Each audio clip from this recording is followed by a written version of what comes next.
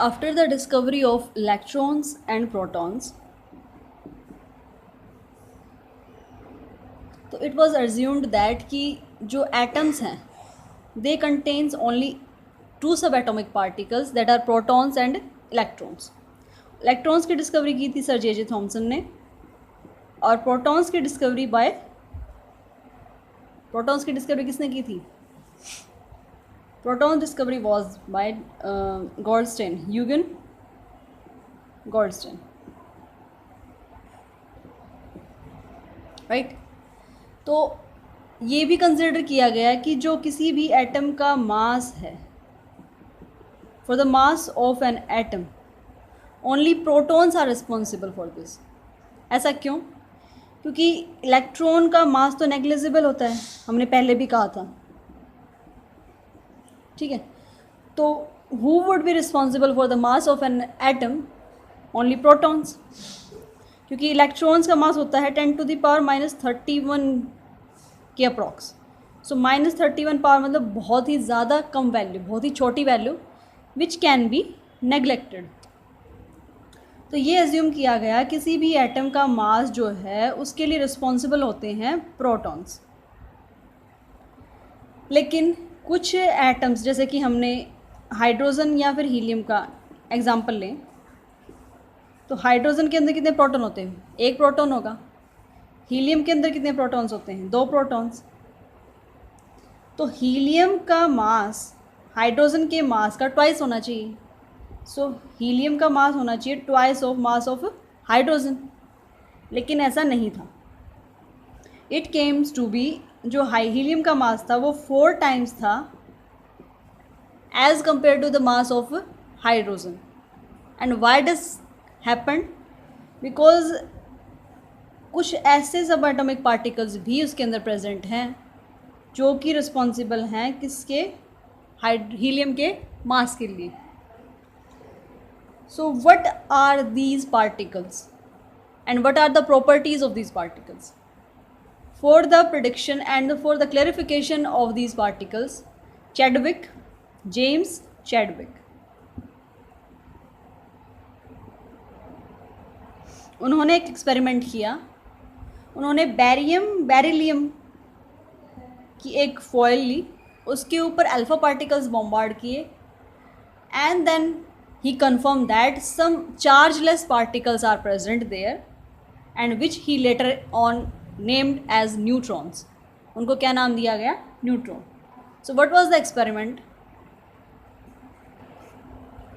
James Chadwick in 1932 में neutrons की discovery हुई, और उन्होंने क्या किया, एक बेरिलियम की फॉयल ली,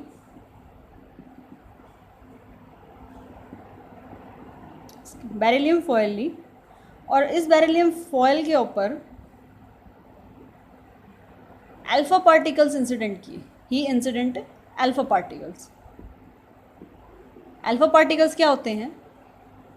हीलियम न्यूक्लियस से, अगर हीलियम एटम से इलेक्ट्रॉन्स को अगर हम निकाल दें तो क्या बचेगा? हमारा हीलियम न्यूक्लियस.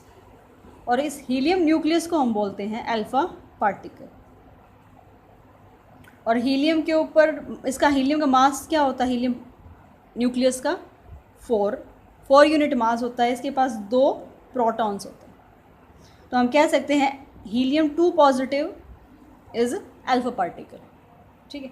सो जैसे ही बेरिलियम फॉयल के ऊपर अल्फा पार्टिकल्स को इंसिडेंट किया, तो व्हाट डिड ही ऑब्जर्व कि कुछ न्यूट्रल पार्टिकल्स भी इमिट हुए. क्या थे वो न्यूट्रल पार्टिकल्स थे neutrons.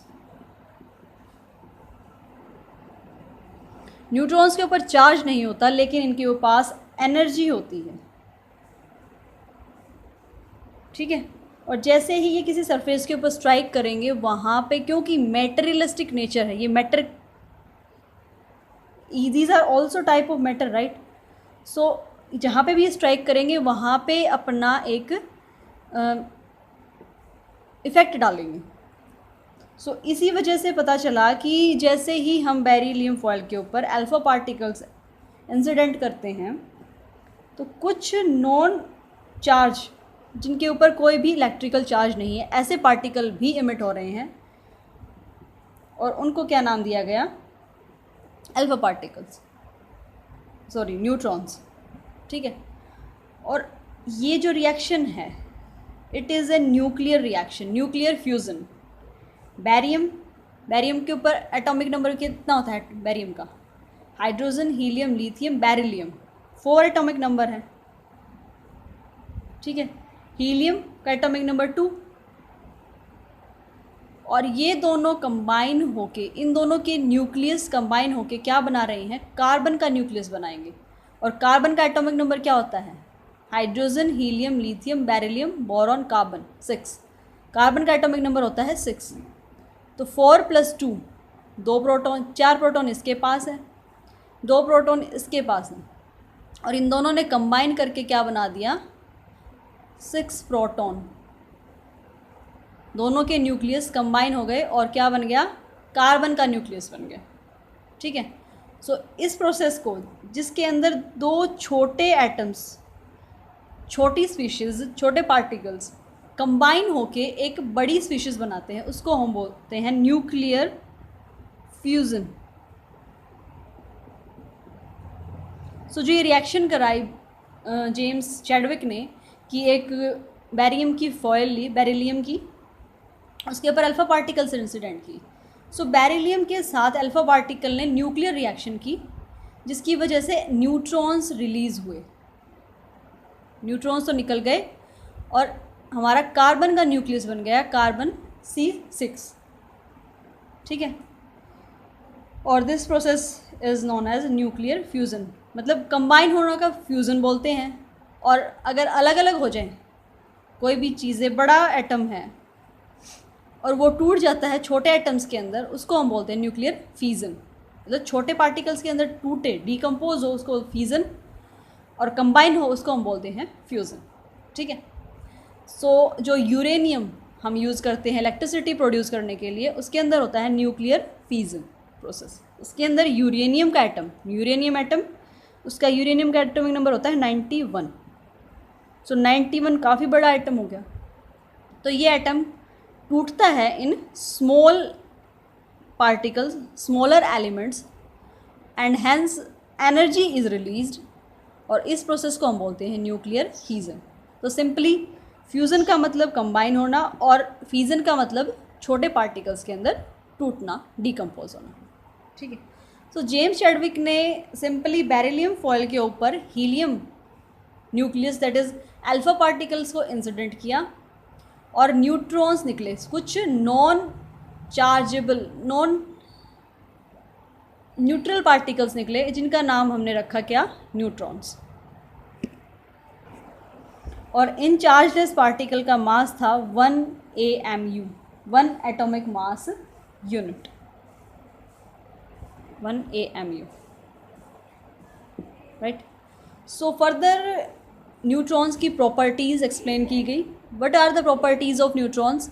Definitely they are chargeless, they have no electrical charge. So इनके ऊपर कोई भी चार्ज नहीं था। These are chargeless particles, which neutrons. So neutrons are chargeless particle, first point. Properties of neutrons. Secondly mass, क्योंकि mass के basis पे ही हमें आइडिया हुआ कि कुछ सम अदर फर्दर सब एटॉमिक पार्टिकल्स भी न्यूक्लियस के अंदर प्रेजेंट होने चाहिए, ताकि जो हम ऑब्ज़र्व कर रहे हैं किसी भी एलिमेंट का मास, वो उसके इक्वल आए, उसको कंपेयर कर पाए।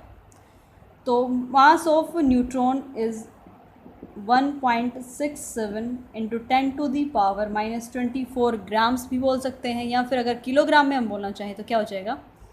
1.67 10⁻, 1 ग्राम में 3, 1 किलोग्राम में 1000 ग्राम्स होते हैं। ठीक है, तो यहाँ पे हो जाएगा 3 ऐड हो जाएगा यहाँ पे, तो -27 kilograms. So it will be the mass of neutrons.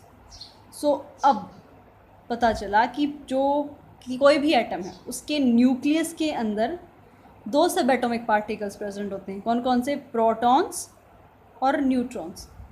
Hydrogen के अंदर सिर्फ प्रोटॉन होता है, न्यूट्रॉन प्रेजेंट नहीं होता, इसलिए हाइड्रोजन का मास 1 एटॉमिक मास यूनिट होता है। लेकिन हीलियम जो है, अगर हम हीलियम की बात करें, हीलियम के अंदर 2 प्रोटॉन्स और 2 न्यूट्रॉन होते हैं, इसीलिए हीलियम का मास 4 एटॉमिक मास यूनिट होता है। और इसीलिए ये आया था कि जो हीलियम एटम है उसका मास 4 टाइम्स था as compare to mass of hydrogen, ठीक है, क्योंकि इसके अंदर 2 प्रोटॉन्स और 2 न्यूट्रॉन्स प्रेजेंट थे, जिसकी वजह से इसका मास, हीलियम का मास 4 टाइम्स आता है हाइड्रोजन के मास की, right. Now why the neutrons discovered late, पहले न्यूट्रॉन्स की डिस्कवरी क्यों नहीं हुई? बोहर ने भी तो एटॉमिक मॉडल दिया था, उससे पहले इलेक्ट्रॉन्स और प्रोटॉन्स की डिस्कवरी हुई, उसके ड्यूरिंग न्यूट्रॉन्स छिपे क्यों रहे? उनकी डिस्कवरी में इतना टाइम क्यों लगा? उनकी एग्जिस्टेंस का पता इतनी लेट क्यों चला? द रीज़न इज़, क्या था रीज़न? कि न्यूट्रॉन्स क्या हैं? चार्जलेस पार्टिकल्स हैं, इनके ऊपर कोई भी चार्ज, इलेक्ट्रिकल चार्ज नहीं है, right. No electric charge neutrons contains, right. तब कोई भी चार्ज नहीं है, इसका मतलब क्या है? अगर हम इलेक्ट्रिक फील्ड या फिर मैग्नेटिक फील्ड, अगर कोई भी इलेक्ट्रिक फील्ड या फिर मैग्नेटिक फील्ड अगर हम अप्लाई करेंगे तो that will not reflect the neutrons,